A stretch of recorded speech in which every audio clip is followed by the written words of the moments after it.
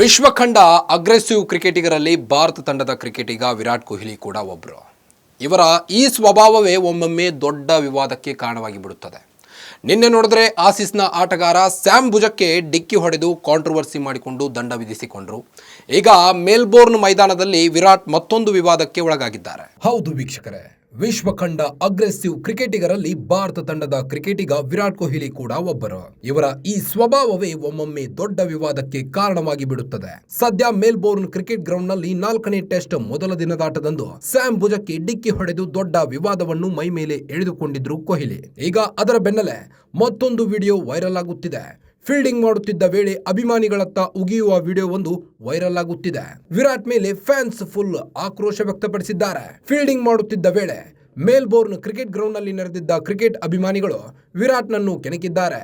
ಜೋರಾಗಿ ಕೂಗಿ ಏನೇನೋ ಹೇಳುವ ಮೂಲಕ ಕೊಹ್ಲಿಯ ಸಹನೆಯನ್ನು ಕೆಣಕಿದ್ದಾರೆ. ಸಾಲು ಸಾಲು ವೈಫಲ್ಯಗಳಿಂದ ಮೊದಲೇ ಹತಾಶೆಗೊಂಡಿರುವ ಕ್ರಿಕೆಟಿಗ ತನ್ನ ಸಹನೆಯನ್ನು ಕಳೆದುಕೊಂಡು ಅಭಿಮಾನಿಗಳತ್ತ ಉಗುಳಿದ್ದಾರೆ. ಕೊಹ್ಲಿಯ ಆ ಒಂದು ವಿಡಿಯೋ ಸದ್ಯ ಸೋಷಿಯಲ್ ಮೀಡಿಯಾಗಳಲ್ಲಿ ವೈರಲ್ ಆಗಿದ್ದು ಹಲವರು ಕೊಹ್ಲಿ ನಡೆಗೆ ಆಕ್ರೋಶ ವ್ಯಕ್ತಪಡಿಸಿದ್ದಾರೆ. ಈಗಾಗಲೇ ಮೆಲ್ಬೋರ್ನ್ ನಲ್ಲಿ ನಡೆಯುತ್ತಿರುವ ಬಾಕ್ಸಿಂಗ್ ಡೇ ಟೆಸ್ಟ್ ನಲ್ಲಿ ಮೊದಲ ದಿನ ಸ್ಯಾಮ್ ಕೋನ್ಸ್ಟಾಸ್ ಭುಜಕ್ಕೆ ಡಿಕ್ಕಿ ಹೊಡೆದ ಕೊಹ್ಲಿ ಇವರ ವಿರುದ್ಧ ಮ್ಯಾಚ್ ಸಂಭಾವನೆಯ ಒಟ್ಟು 20% ದಂಡವನ್ನು ಹಾಕಲಾಗಿದೆ. ಕೊಹ್ಲಿ ನಡತೆ ಕ್ರೀಡಾ ಸ್ಫೂರ್ತಿಗೆ ವಿರುದ್ಧವಾಗಿದೆ ಎಂಬ ಆರೋಪದಲ್ಲಿ ಈ ದಂಡವನ್ನು ಹಾಕಲಾಗಿದ್ದು, ಇದರ ಬೆನ್ನಲ್ಲೇ ಈಗ ಮತ್ತೊಂದು ವಿವಾದವನ್ನು ವಿರಾಟ್ ಮೈ ಮೇಲೆ ಎಳೆದುಕೊಂಡಿದ್ದಾರೆ.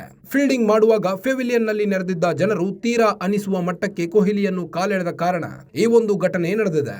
ಆದರೆ ಕೊಹ್ಲಿ ಮಾತ್ರ ನಾನು ಉಗಿದಿದ್ದು ಚ್ವಿಂಗಮ್ ಎಂದು ಸಮರ್ಥನೆ ಮಾಡಿಕೊಂಡಿದ್ದಾರೆ. ಆದರೆ ವೈರಲ್ ಆದ ವಿಡಿಯೋದಲ್ಲಿ ಕೊಹ್ಲಿ ಫ್ಯಾನ್ಗಳತ್ತ ಉಗಿಯುತ್ತಿರುವುದು ಸ್ಪಷ್ಟವಾಗಿ ಕಾಣುತ್ತಿದೆ. ಎಷ್ಟು ವರ್ಷಗಳ ಕಾಲ ಕ್ರಿಕೆಟ್ ಜಗತ್ತಿನಲ್ಲಿದ್ದು ಟೀಕೆಗಳನ್ನು ಸ್ವೀಕರಿಸುವುದನ್ನು ಕೊಹ್ಲಿ ಕಲೀಲಿಲ್ವಾ ಅಂತ ನೆಟ್ಟಿಗರು ಆಕ್ರೋಶ ವ್ಯಕ್ತಪಡಿಸಿದ್ದಾರೆ. ಮೆಲ್ಬೋರ್ನ್ ನಲ್ಲಿ ನಡೆಯುತ್ತಿರುವ ಆಸ್ಟ್ರೇಲಿಯಾ ವಿರುದ್ಧದ 4ನೇ ಟೆಸ್ಟ್ ಪಂದ್ಯದಲ್ಲಿ ಟೀಂ ಇಂಡಿಯಾ ಸಂಕಷ್ಟಕ್ಕೆ ಸಿಲುಕಿದೆ. ಆಸ್ಟ್ರೇಲಿಯಾವನ್ನು 474 ರನ್ಗಳಿಗೆ ಆಲ್ಔಟ್ ಮಾಡಿ ಮೊದಲ ಇನ್ನಿಂಗ್ಸ್ ಆರಂಭಿಸಿರುವ ಟೀಂ ಇಂಡಿಯಾ 2ನೇ ದಿನದಾಟದಂತ್ಯಕ್ಕೆ ಪ್ರಮುಖ 5 ವಿಕೆಟ್ಗಳನ್ನು ಕಳೆದುಕೊಂಡು 164 ರನ್ ಕಲೆ ಹಾಕಿದೆ.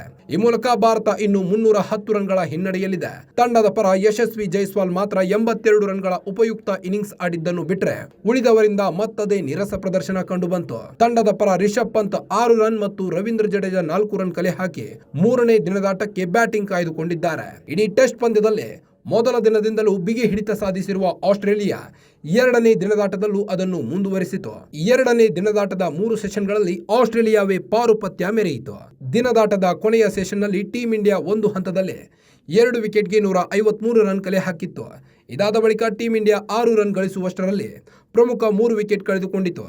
ಪಂದ್ಯದ ಚಿತ್ರಣ ಬದಲಿಸಿದ ಯಶಸ್ವಿ ಜೈಸ್ವಾಲ್ ರನ್ಔಟ್ ಆಗಿದ್ದೇ ತಂಡದ ಹಿನ್ನಡೆಗೆ ಪ್ರಮುಖ ಕಾರಣವಾಯಿತು. ಯಶಸ್ವಿ ರನ್ಔಟ್ ಆಗುವುದಕ್ಕೂ ಮುನ್ನ ಕೊಹ್ಲಿ ಜೊತೆ 102 ರನ್ ಜೊತೆಯಾಟ ನಡೆಸಿದ್ರು.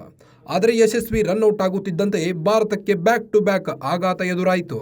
ಜೈಸ್ವಾಲ್ ಔಟ್ ಆದ ಸ್ವಲ್ಪ ಸಮಯಕ್ಕೆ ವಿರಾಟ್ ಕೊಹ್ಲಿ 36 ರನ್ ಗಳಿಸಿ ಔಟ್ ಆದ್ರು. ಈ ವೇಳೆ ರಾತ್ರಿ ಕಾವಲುಗಾರನಾಗಿ ಬಂದಿದ್ದ ಆಕಾಶ್ ದೀಪ್ ಕೂಡ ಖಾತೆ ತೆರೆಯದೆ ಪೆವಿಲಿಯನ್ ಸೇರಿಕೊಂಡ್ರು. ಇದರ ಮಧ್ಯೆ ರೋಹಿತ್ ಓಪನರ್ ಮತ್ತೆ ಬ್ಯಾಟಿಂಗ್ ವೈಫಲ್ಯ ಕಂಡಿದ್ದು ನಿವೃತ್ತಿ ಘೋಷಿಸಿ ಎಂದು ಫ್ಯಾನ್ಸ್ ಫುಲ್ ಗರಂ ಆಗಿದ್ದಾರೆ. ಒಟ್ಟಿನಲ್ಲಿ ವೈರಲ್ ಆದ ವಿಡಿಯೋದಲ್ಲಿ ಕೊಹ್ಲಿ ಫ್ಯಾನ್ಗಳತ್ತ ಉಗಿಯುತ್ತಿರುವುದು ಸ್ಪಷ್ಟವಾಗಿ ಕಾಣುತ್ತಿದೆ. ಇಷ್ಟು ವರ್ಷಗಳ ಕಾಲ ಕ್ರಿಕೆಟ್ ಜಗತ್ತಿನಲ್ಲಿದ್ದು ಟೀಕೆಗಳನ್ನು ಸ್ವೀಕರಿಸುವುದನ್ನು ಕೊಹ್ಲಿ ಕಲೀಲಿಲ್ವಾ ಅಂತ ನೆಟ್ಟಿಗರು ಆಕ್ರೋಶ ವ್ಯಕ್ತಪಡಿಸಿದ್ದಾರೆ. ಮತ್ತಷ್ಟು ಸ್ಪೋರ್ಟ್ಸ್ ಸುದ್ದಿಗಳಿಗಾಗಿ ನೋಡ್ತಾ ಇರಿ ಗ್ಯಾರಂಟಿ ನ್ಯೂಸ್. ಸುದ್ದಿ ಖಚಿತ, ನ್ಯಾಯ ನಿಶ್ಚಿತ. ಗ್ಯಾರಂಟಿ ನ್ಯೂಸ್, ಸುದ್ದಿ ಖಚಿತ, ನ್ಯಾಯ ನಿಶ್ಚಿತ.